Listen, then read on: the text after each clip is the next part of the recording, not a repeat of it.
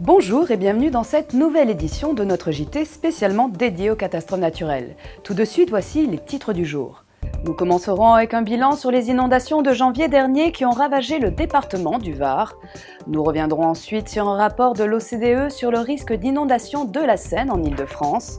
Et nous finirons ce JT avec les dernières actualités en images. Le département du Var a été balayé par des trompes d'eau mi-janvier. Ces inondations, loin d'être exceptionnelles, sont assez fréquentes en Méditerranée. Un événement qui, étant donné ses conséquences, met une nouvelle fois en exergue la nécessité de penser un aménagement du territoire en harmonie avec les contraintes liées au risque. En 3 jours, du 17 au 19 janvier dernier, il est tombé sur le Var autant de pluie qu'en 3 mois, en causant d'énormes dégâts. 2 victimes, des centaines de maisons endommagées et des milliers d'hectares de terres agricoles noyées, c'est le lourd bilan de la catastrophe. Malheureusement, ces inondations ne sont pas exceptionnelles. Le Var a déjà connu des épisodes de crues en 2010 et 2011. Donc depuis 2010, on a mis en place la vigilance crue sur plusieurs cours d'eau du département du Var. Et en 2014, donc, la vigilance crue était de niveau jaune à partir du 16 janvier et avait été placée en niveau orange le 18 janvier, donc la veille des inondations du 19. La crue de janvier dernier a mis en évidence la vulnérabilité du Var et de ses constructions bâties en zones inondables. 18 communes du département ont demandé la reconnaissance de l'état de catastrophe naturelle. Notre commune a été la plus touchée. Malheureusement, nous avons été au centre de cette catastrophe. C'est 1500 logements qui ont été impactés, 744 véhicules détruits, 70 bateaux coulés. Les gens qui sont touchés ont besoin de rentrer chez eux le plus rapidement possible, d'autant plus qu'en catastrophe naturelle, les gens n'ont pas souvent la possibilité d'être relogés. Après avoir reçu les déclarations de sinistre, les assureurs disposent de 3 mois pour indemniser les victimes. Mais en cas de litige, les négociations peuvent durer 6 mois. Normalement, je devrais être pris en charge, mais je n'ai pas encore la réponse. Pour accélérer la procédure, le préfet du Var a désigné un médiateur des assurances. Alors ça peut être des gens qui n'ont pas d'assurance, ça peut être des gens qui sont mal assurés, ça peut être un problème d'insuffisance de garantie. Les sinistrés, on ne peut pas les faire attendre 6 mois pour leur donner une réponse. C'est tout à fait impossible, sachant qu'en plus, malheureusement, on a affaire à des gens qui sont choqués, qui sont traumatisés, et il faut absolument qu'on soit présent pratiquement tout de suite pour les réconforter et essayer de les aider à trouver une solution qui puisse agréer tout le monde. Selon CCR, le montant des dommages du Var atteint 150 à 200 millions d'euros pour le marché de l'assurance au titre de la garantie catastrophe naturelle. Pour limiter les dégâts à l'avenir sur les communes qui ne sont pas encore couvertes par une telle réglementation, le préfet du Var a annoncé que des plans de prévention du risque inondation s'imposeront dorénavant aux plans locaux d'urbanisme. La constructibilité sera donc plus limitée. Quel serait aujourd'hui le coût d'une grande crue de la Seine du niveau de celle de 1910 ?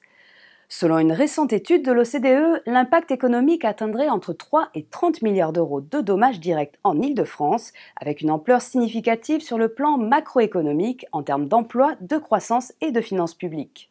Le risque d'inondation en Île-de-France a été pris en charge par les pouvoirs publics depuis la grande crue de 1910.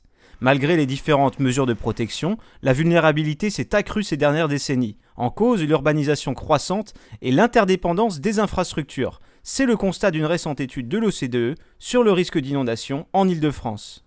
Dans le premier scénario, l'eau reste contenue par les infrastructures de protection en banlieue et à Paris. Elle ne déborde que légèrement en grande banlieue parisienne. Il y a quand même près de 100 000 personnes qui sont touchées. Dans le second scénario, avec un débit équivalent à celui de 1910, mais une hauteur moindre, l'eau déborde les protections en banlieue, mais reste contenue à Paris. On a près de 600 000 personnes touchées et la banlieue est quand même impactée de façon sérieuse. Le troisième scénario, le plus extrême, avec un débit de 15% supérieur par rapport à 1910, provoque une perturbation globale de la métropole avec 1 million de personnes affectées par l'inondation et de nombreux dommages. Si une crue majeure se produisait aujourd'hui, elle affecterait 5 millions de citoyens et de nombreuses entreprises. Elle pourrait perturber profondément le fonctionnement de l'État et des institutions, ainsi que l'ensemble des infrastructures, électricité, transport, eau, télécommunications, chauffage. Les effets pourraient se faire sentir sur plus d'un trimestre. Pour une hauteur d'eau dans Paris équivalente à celle de janvier 1910, on a des estimations qui vont jusqu'à 10 milliards d'euros pour le marché CatNat. Si on augmente le débit de la Seine dans Paris de 40%, on a des estimations qui peuvent aller jusqu'à 20 milliards d'euros pour le marché CatNat. Dans le cas où l'impact dépasserait les réserves disponibles du régime d'indemnisation CatNat et la Caisse centrale de réassurance, l'État jouerait son rôle de garant en dernier ressort. Pour limiter les dégâts, les auteurs de l'étude préconisent de revisiter la gouvernance. Les politiques de prévention ont un rôle à jouer, mais le millefeuille administratif de la région ne facilite pas les choses. Pour finir, je vous propose de revenir sur les dernières actualités CatNat. Avec le dernier cyclone à La Réunion, le sort d'Ilsprich, un village assis sur une nappe de sel, la présentation du service de prévention des risques naturels Prédict et enfin les dernières rencontres de l'AMRAE. Le cyclone tropical Béjiza, qui a frappé l'île de La Réunion le 2 janvier, était plus puissant que celui de l'année précédente. Par contre, selon Météo France Réunion, il n'a pas rivalisé avec les grands cyclones ayant touché le département ces dernières décennies. L'île a connu dans le passé des conditions cycloniques beaucoup plus violentes en termes de vitesse de vent, de hauteur de houle ou de niveau de précipitation. Selon CCR, le cyclone Béjiza devrait coûter 40 millions d'euros au marché de l'assurance, toutes garanties confondues. Le coût des inondations au titre du régime CatNat ne devrait pas excéder les 10 millions d'euros. Les 900 habitants de Ilsprich voient leur maison se fissurer une à une. En effet, ce village de Moselle est situé sur une nappe de sel à 80 mètres sous terre qui, au contact de l'eau, se dissout depuis plusieurs années. Le bourg est classé en situation de catastrophe naturelle depuis 2009, mais beaucoup de familles attendent encore les indemnisations de leurs assurances pour partir du village. Un village menacé de disparition au grand désespoir des habitants qui ont investi dans l'immobilier. En attendant, le phénomène est en train de s'étendre à d'autres maisons du village. Filiale de Météo France, Prédict est une entreprise spécialisée dans la prévention des risques naturels. Grâce à la veille hydrométéorologique permanente, elle est capable d'anticiper les risques d'inondation, de submersion, de tempête ou de fortes chutes de neige.